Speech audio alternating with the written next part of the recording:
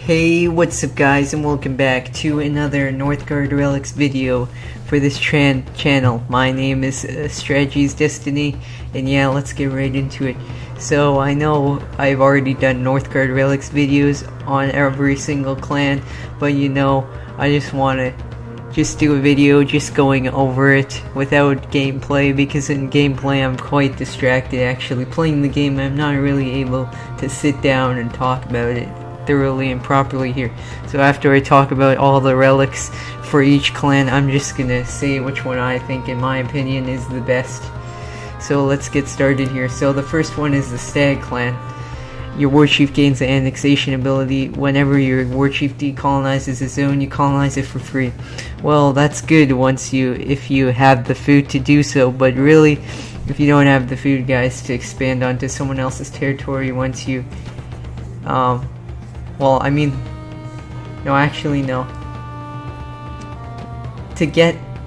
since it's free, that's good, but I mean, you have to colonize everything up until you cross borders with that other person's zone. So if you don't do that, really, the relic's a complete waste of your time. So I'd say this relic's one of the worst relics.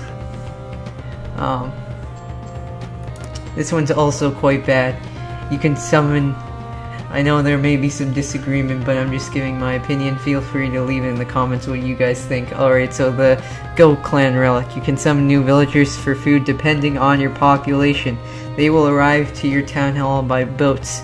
Sometimes sheep can replace one villager. Required happiness for your population is reduced. Like,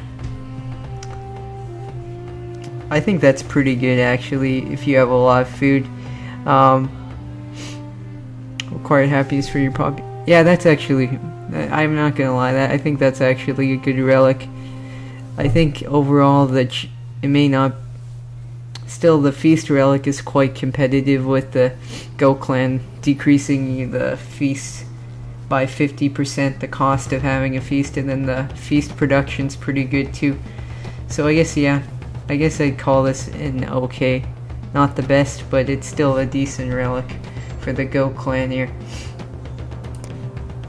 Summon Horn of Managarm. Summons up to 3 white wolves under your control. So basically, those are the behaviors of skirmishers. They're quite fast, and they're basically, instead of paying gold for those 3 skirmishers, you automatically got 3 wolves just for the cost of like 150 food, I believe.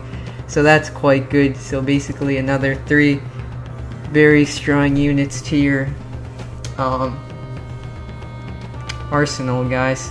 They're not like the normal wolves that you like 1 or 3 tap or 4 tap with your warchief. They're actually quite strong wolves that you get under your control, so I would suggest that if you want to be aggressive like me. Okay, the Nagging Flower sends a raid on coastal tiles with 2 Sons of Hermers. Yeah, that is pretty good, because instead of having those weak mercenaries that just die to the towers, basically, these are actual giants, and they have the whirlwind ability. They have a lot more health, a lot more attack, so yes, that would be a pretty good relic. I really have no problems with that. That's pretty good. Scabbard of Graham for the Bear Clan. Your warchief wields the sword Graham. Enemies hit by Graham are frozen along with the area around them. That is also good, because I noticed that it buffs your warchief, so the warchief's strong. The shield main's even stronger on her own, and it freezes enemies around you, which could change the tides of battle if maybe you have a few less soldiers. So yeah, that's pretty good too for PvP, just like the Horn of Managarm and the Nagging Flower relic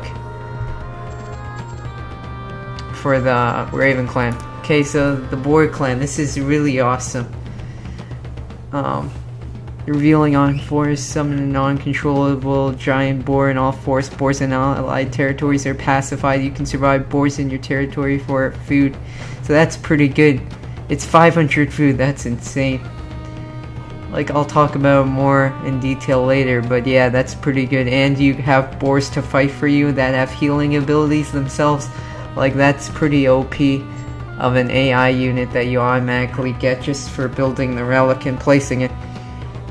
So yeah, the Clan of Snake unlocks another military path. That's pretty, it's okay, but it's not the best. I'd say it's one of the worst out of all the relics.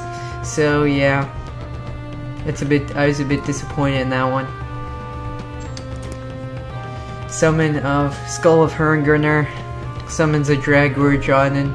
That's pretty good, guys, when it comes to actually defending your territory, but it's pretty bad when you're trying to attack someone else because of how slow it is. So overall, even though it's strong, its mobility is pretty garbage, and yeah, it's gonna be hard to manage it properly. So it's not really a good relic either. So now, guys, it's not that long of a video, definitely not an hour as I was expecting. So now on to the finale. What is the best relic, out of my opinion? I'm not being biased or anything based on other people's responses to or anyone's articles on what they thought was the best, but I also think that the relic of the Boar clan is really good, is the best out of all of them for their clan specific relics out of everything, because here's the reason why. So it reveals all forests. That's basically that doesn't really matter. But the main thing is the summon a non-controllable giant boar in all forests. That's, even though it's non-controllable, the fact that you get, if it's in your allied territory, that they're pacified, that means they fight for you, guys. You hear me? They fight for you. They're basically these buffed units that regenerate health over time, so if the enemy has trouble killing it and is not able to kill it, it's just going to regenerate its health, and then the enemy was never successful, and then they're going to have to deal with it again in the future because it just keeps regenerating its damn health. So that's pretty awesome. And then the fact that you can sacrifice your boars in your territory for food, they should have said 500 food, because that's just going to convince people even more. 500 food, that's insane. You could just sacrifice your boar when you're going on, if you convert all your units, including your food people, your food specialized villagers, into soldiers, you'll be fine by sacrificing the boar. That's 500 food. That's probably more. And then if you have more than one boar, 1,000 food, that's more than enough time, no matter how much of a deficit, even if you're a 50 deficit, that's more than enough time to, probably based on how many soldiers you have, if you have a lot, to clean out the enemy players' town hall and decolonize it. That's more than enough time. So basically, if you want to go aggressive, you can sacrifice them if you want to go offensive, and then you can keep them for defensive. So it's a win-win whether you kill them or not. So yeah, guys, that was my take on what I thought was the best Northgard relic. As always, please leave any comments. What do you guys think of my video on this? If you guys think I could have done something differently explaining it, if you guys want me to explain it better, or if you disagree, have some other comments or suggestions. Leave a like if you enjoyed, and finally, guys, subscribe for more videos, because there's gonna be plenty of more Northgard content if you guys want it in the future. And as always, guys, I'll see you in the next one.